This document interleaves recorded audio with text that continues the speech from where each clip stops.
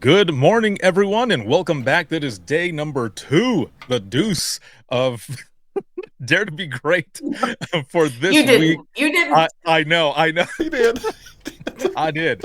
Oh, man, yes, everyone is jumping in. We've got people from all over the world who are joining us for this week. Yesterday, right in the morning, we had someone saying, "Good afternoon" from Iceland, and that was awesome.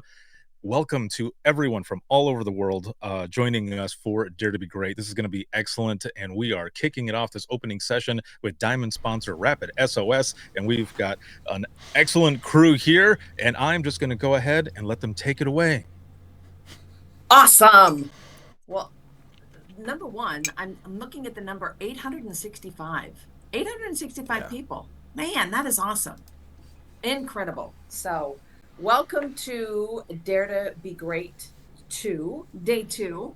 Love that we get a chance to spend some time with you this morning and that so many people have logged in and are ready to go. So, Ricardo's going to be our slide forwarder. I'm making up words now because it's so early. So Very early. Very very early for some of us. But thank you, number one, for your commitment to your profession. Every single one of us on the public safety team here at RapidSOS have sat in the seat, and we know the job is hard. We know the job maybe isn't getting any easier, and we know that you're being asked to do more with less. And so the fact that you are here taking advantage of training and networking and connecting with people who are in your profession, huge shout out to you, huge kudos to you, because this is what is going to continue this profession of public safety and 911 to evolve and to get better. And just a huge shout out to everybody who is here. So thank you, number one, for being here. And number two, for joining us early this morning. We've got a couple great sessions that are going to be happening today, as well as just an entire agenda full of great classes. So, Ricardo, next slide, please. So, if this is your first Dare to Be Great conference, awesome. And I just put this up here. Some of this is going to be review for many of you, but just making sure that you get the best experience. So Google Chrome is the preferred browser. If you're using Microsoft Edge or Internet Explorer, turn that off, log back in. As Ricardo indicated on the conference page itself, certificates are going to be made available a couple weeks after the conference. Remember that this is can be viewable at any time. So if you are out on the floor and you're trying to do this in between phone calls and stuff like that, and you miss something, don't worry, this is going to be on demand. The QR code there is just going to take you to the agenda for the day. So you can see not only what happened yesterday, and maybe a lot of you were there taking part of that, what's happening today, and then what is going to be happening in the following days. So just a great way to stay on top of what's happening in the profession, because I don't know about y'all, but things have changed a little bit, just a little bit in the past few years. And I think that we're going to be looking back at 2024 and 2025 and going, man, that was really the cusp of things changing dramatically in the profession of 911. So excited that you're here. Let's go ahead and get started. Next slide, please. So I'm going to stop talking for a little bit and let my panel members introduce themselves and kind of give you a rundown of who we are and kind of where we come from, a little bit of a history. So Sam, since you're on the top of that screen, I'm going to go ahead and kick it over to you. Thank you so very much, Miss Leslie. My name's Sam. I come to you from the city of Aurora, Colorado, where I was previously a dispatcher here for the city. I found my forever home here at RapidSOS, where I have the coolest job in the world, where I get to engage with 911 professionals every single day. I'm just happy to be here. It's 6:09 in the morning here in Colorado, and freezing cold. Thanks for letting me be a part of this. Love it. My name is Leslie Woodham. I am hailing to you from Central Florida right now, so it's not near that cold, and it's still a little bit early, but I come to you after 31 years in the PSAP in Southern California, retired to Florida a couple, 3 years ago, joined the RapidSOS team about that time. And like Sam said, absolutely love that we get to be a part of giving back to the profession that has given so much to me. So I am just very honored and love what we do, and being able to connect with all of you. Leah, you're next. Good morning. I'm from the Fort Worth area right now, out of Texas. My name is Leah Harms. I have 10 years of experience dispatching and had such a great career in Colorado. Loved it. Best state ever. Any Colorado folks, aside from Sam, any Colorado folks here in the chat today? Okay. Dan, you don't count. You're in South Florida. Florida. That doesn't count. But blow up that chat with some Colorado love, everybody. And I'd love to hear it. We're so my whole story is I'm a mom first. I kicked the kids out today so I could be here with you guys super early. And I have a passion for 911 second. So I remember the day distinctly where I cornered Sam Silva in a conference room and said, Sam, oh my gosh, tell me more about this RapidSOS place. Fast forward a couple of years, here I am, part of the team as the training manager, just loving it. So if you've ever been in the RapidSOS Training Center, you've seen some of my passion. So happy to be here. And Jameson, you're the last, so come on up. Definitely did not set the best for last. Jameson Peavy House. I've been around the industry for a little bit, and I have an amazing position here at RapidSOS. Started out in the comm center, working EMS in the comm center at the same time, and just found a love for 911. And over the course of several years there was the GIS, became a training manager, became a supervisor, and I always tell folks ultimately demoted to director. And that's exactly what happens. Anybody who's been through that trajectory understands what it's like to leave the comm center and go into the back office where I belong.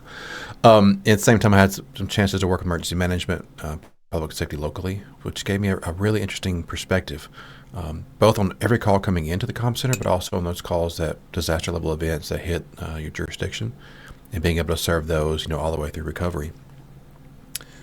Left there, went to work for the state of Tennessee, and honestly, one of the best bosses I've ever had, Curtis Sutton, the director from the state. Spent 3 years there as the state's first statewide training coordinator. And then this little thing called COVID happened, and fortunately, we had an online training platform, and we were able to get a lot of information to our ECCs for that process. Can you take the temperature of your employees? Yes, orally. Can you separate comm centers into different staffing models? The things that we were trying to figure out on the fly. And during that time frame, coming off the NINA board, I was approached by RapidSOS, had a conversation. I was like, hey, I love your mission. I love your vision. I love your culture. How can I help? And they asked, what would you want to do? And I said, look, my job and my passion is to lead a dynamic group of people serving public safety at large. And I want to improve that ecosystem. And Michael Martin's like, cool. When do you want to start? And I was like, this COVID thing just kicked off. Give it a month. It'll go away. It's like bird flu, swine flu. It'll be done. It didn't go away. About 3 months later, I joined RapidSOS, and it's been 4.5 years now almost. And I have the amazing responsibility and opportunity to be able to go across the United States, Canada, Mexico, and others, and literally handpick the best and say, would you like to come impact public safety with us? And it has been a wild and crazy ride. Over the next couple of hours here, we're going to talk about a lot of different things in that changing landscape. But again, we can get the vision of next generation 911, no problem. But honestly, for us, the focus is you. And when you keep that in focus, everything else we're going to figure out. The technology piece, not a problem. Making the focus about telecommunicators and the job that you're doing, that's the goal here today. So let's back to you, ma'am. Awesome. Thank you. I just love seeing all of the connections in the chat too. I think everybody is so fired up in the morning, which is great to see. So Ricardo, go ahead to the next slide. So we've kind of talked about, and I should have been, I became a dispatcher for a reason, because I was told there would be no math. So I should have paid more attention about just the number of years of experience that we have on this panel. Not including, I think we're over 600 years of experience on the public safety team inside RapidSOS. I mean, because One of us is old. Yes, one of us is old. yeah. Meanwhile, back in the retirement community in Florida. Anyway, and honestly, when I look at these icons and I think about all of the stuff that's represented here, honestly, when I started 911, when I started working back when dirt was new, it truly was the phone rang. It was somebody calling from a landline, because a little peek behind the curtain. I started before there was internet. So just keep that in mind. But looking at what has changed in the profession since I started, and I'm sure there are people on this call now who have a similar trajectory of where we sit back and when we really look at everything that has happened in our lifetimes, it's incredible. But when we look at what has changed inside the ECC, what has changed inside public safety and 911, and just the fact that we have training like this that is dedicated to those people who are in the seat, it's pretty powerful. But take a look at how we used to get data. Phone rings, you answer it, and of course, I'm still going to do this. We talked about this yesterday. I'm never going to do this. When you pick up the phone, you start talking to someone, and you're getting all of your data through a conversation. You're asking questions. They're hopefully giving you answers. You put in a call for service, and off it goes. And that was kind of easy. And now, when we're looking at everything that's changed just in the past 20 years, the introduction of cell phones. How many of you remember that first time you were told, hey, we're going to start answering cell phones? Yeah. And you're like, oh my gosh, we're not even going to know where people are. Protocols really are not that old when you look at the totality of public safety. We talked about it at my agency. We called it investigative dispatch, where it wasn't just get the information and send it out to the field responders. It was maybe get a little information, and there was nothing more satisfying than once the officer got on scene, you had the whole laundry list of their background. So powerful. Going from legacy phones to next generation 911 and how that works. And just now all of the data that is being delivered into emergency communication centers across the country. And sometimes not one word is spoken. It's all of this information that is automatically delivered in your communication center, where now you've got actionable data that is objective, that is sensor-based or camera-based or all of the profile-based, all of these different sources of information. And what we're going to talk about and spend some time talking about in the short 15 minutes we have left is how we as professionals are going to address all of these changes and hopefully not be reactive to the changes, but be proactive. That investigative dispatch, that proactive approach. How can we look at what's happened, what is happening, what is continuing to happen, so we can start to make some best practices and just kind of maybe come up with some ideas for what we need to do next. So Ricardo, next slide, please. So I'm going to ask some questions of my panel, and y'all hop in with your answers. But obviously, next generation 911, and that's been a topic that's been talked about for probably the last 10 to 15 years. And I think we're now getting a pretty good sense of what that actually means. But how do you see the role of data evolving in emergency response? And what are some of those challenges that agencies are going to face when they're adapting to all of these changes? Because sometimes we are a little bit behind the eight ball when it comes to change. So I'm going to throw that out there. What are the biggest challenges affecting this change, and how are we going to respond? Jameson.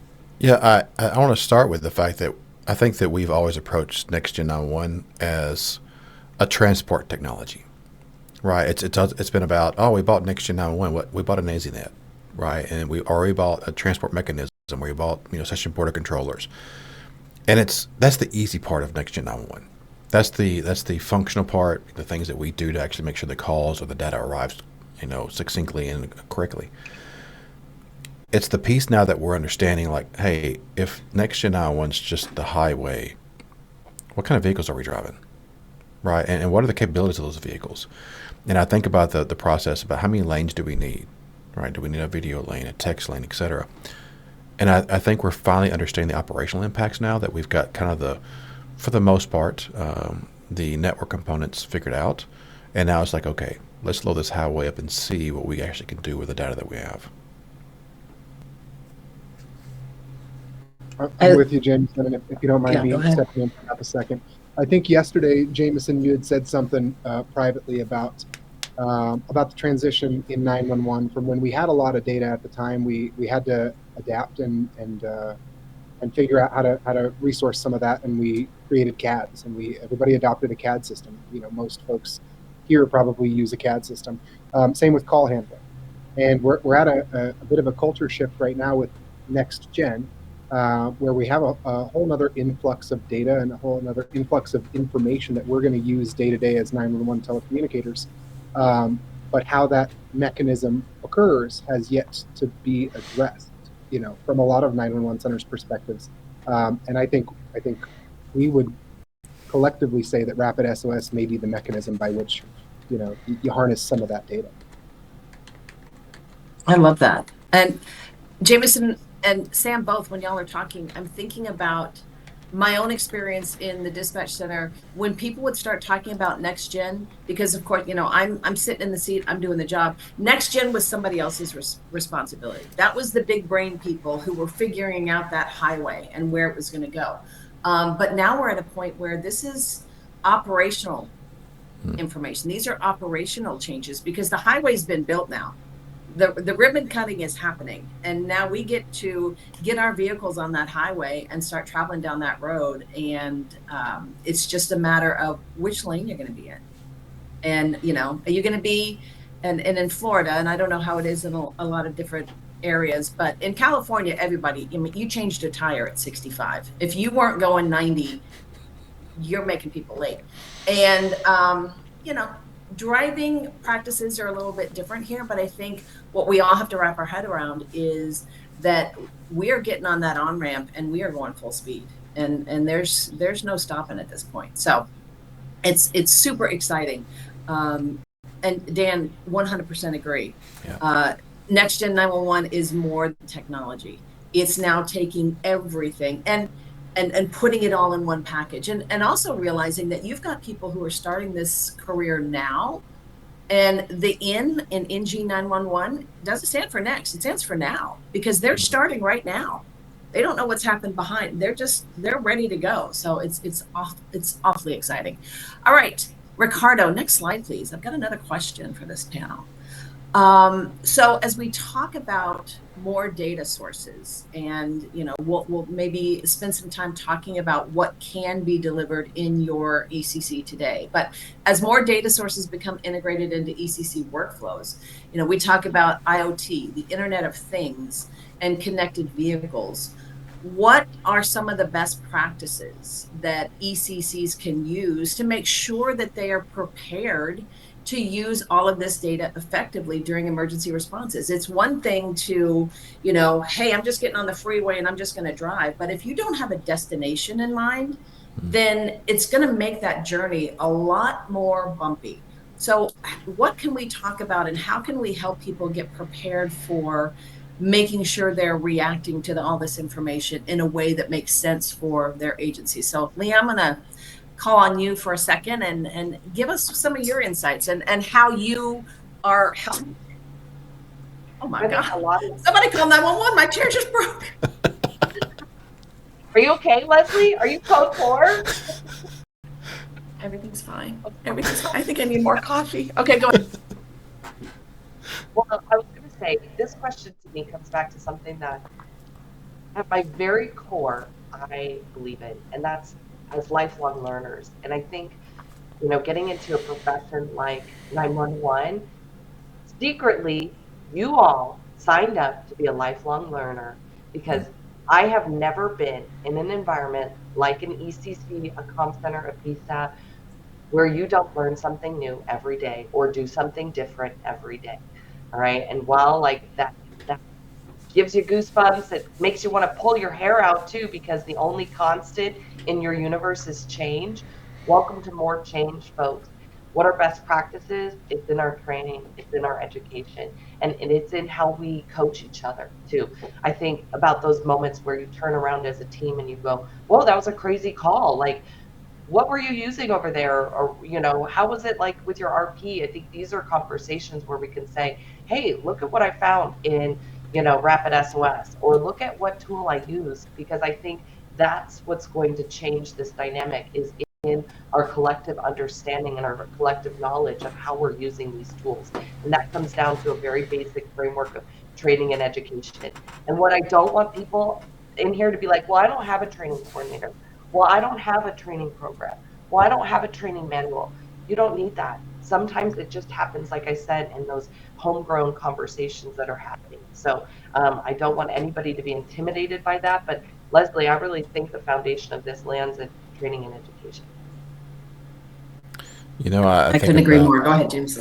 I think about most everybody in this conversation, right? In this room here and in public safety at large, got into this because they have a desire to help people.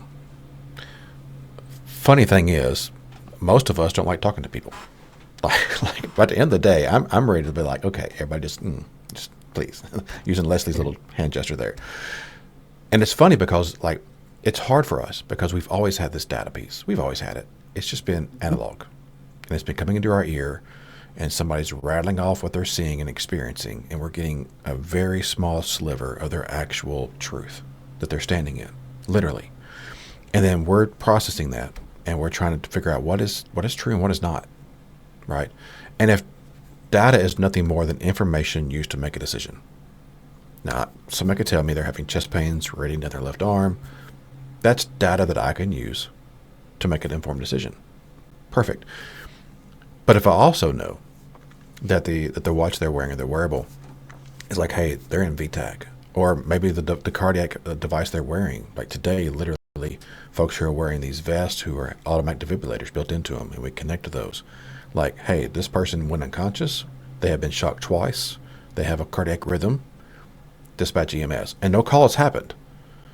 That's a change, but it's a change for the better, because now we're getting better information without sometimes all the emotion that's tied to it. And to be honest with you, the fallacy of human nature, right? Oh, it was a green four-door, I think it was a sedan. Dispatch, be advised, this is a blue car. It's got two doors. Okay, I'll tell you, like that's what the caller told me. So data is not something to be scared of. I think that once you start seeing it and it helps you make decisions faster, the stress level goes way down for our position.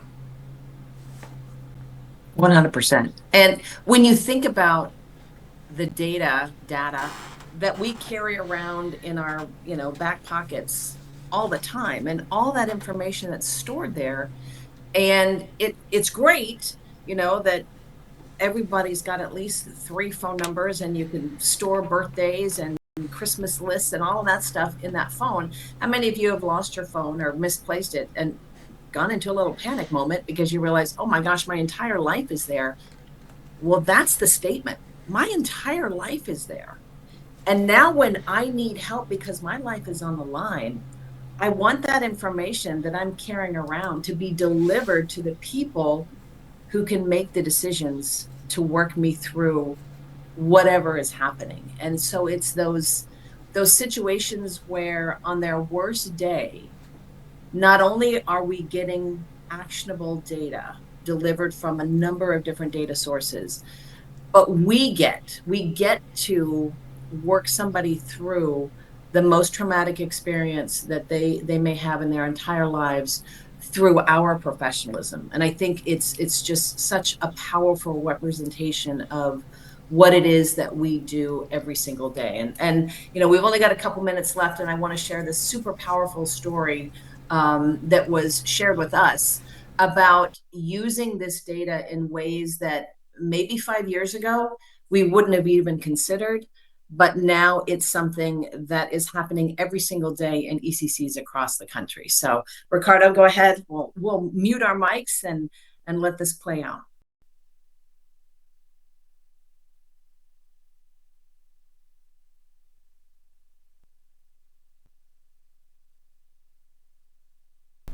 Nope, no pressure, Ricardo.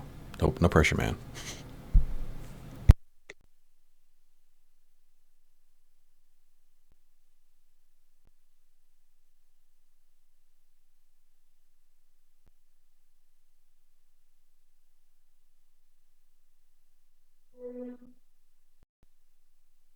My name is Ashley Schutz, and I'm a telecommunicator for the last 15 years.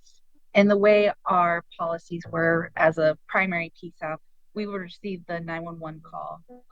If it was a cell phone and it disconnected, we would call back. If there was no answer, we'd leave a message. You called 911. If you have an emergency, give us a call back. And with cell phones, that would usually be the end of it. In this particular case, it was a cell phone. Went through the motion, called back, left a message. But when I went over to look at RapidSOS, I noticed that there was an Apple like medical information. And in there he had previous heart attacks. So I immediately put in a call for police to go out and check the well. And then I called fire and I said, hey, this is what I got. You guys meet us out there just to make sure this is what I got from Rapid. And so they met us out there. Tried calling, he didn't answer. They went on scene. No one answered the door. They made entry, and he actually was down inside having a heart attack. Had we not had RapidSOS, or had that person not even entered his medical history into his iPhone, we would have never found him. I remember after that, I texted my family group and I said, everyone is to go in there and update your medical history and your personal contact info, because all of that stuff came up and you're just like, wow, that's crazy. And that's, to me, that's what got him that help that day. It's amazing because without this technology, like, we didn't have that. What, 5 years ago, just the technology that's available for, dispatchers. And now that we have this new center, we're training all our trainees and being able to let them know, like, this technology is provided to us and we're being able to help our citizens. Just, it's gratifying, and it makes our job as dispatchers easy, and it lets us know that we're going to come to work and we have the support from companies like RapidSOS.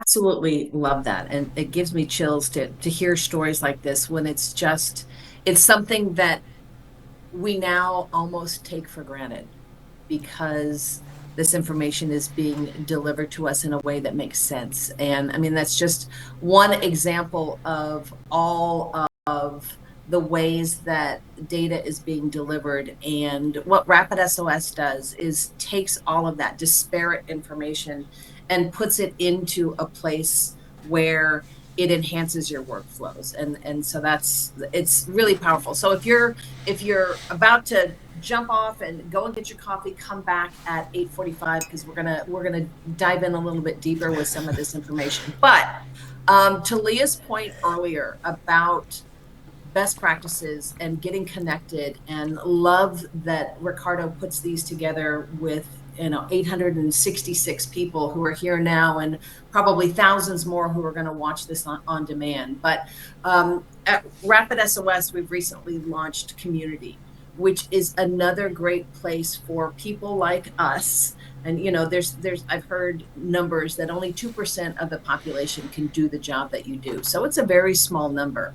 And we know who we are, because you see us walking around and we connect on a level that's different than maybe other professions. But this is a great opportunity, and there's a QR code there to hop on to our RapidSOS community and start to exchange information and those best practices. And hey, here's some policies that we've written, and here's the training that we've done to make sure that your employees are prepared for and ready for what's going to come next. So one more slide, Ricardo. There it is. So just real quick rundown. I know that a lot of you are doing this at the workstation or in between calls, but don't miss today's presentations. I mean, there's so many fantastic sponsors out there and so many opportunities for you to learn from people who have done the job that you're doing, are doing the job that you're doing. And then we've got, Lauren Sisler from ESPN, no doubt is going to be amazing at just bringing all of this information together. Be sure to hang out after the conference. We're going to be having a wrap up here to talk about all the stuff that we've learned today, but just an outstanding agenda. So I'm going to stop, give us 10 minutes to go and do whatever it is you do in the morning, and I will let your imagination run wild right now. And we look forward to connecting with you all day. So thanks, Ricardo. Thanks to the panel for hanging out. We'll see you in another 10 minutes or so. And Ricardo, kicking it over to you. All right. Yes. Well done. Well done. Excellent. That was a lot of fun. And so for the next session that's going to be coming up, I have, let me pull this down here really quick.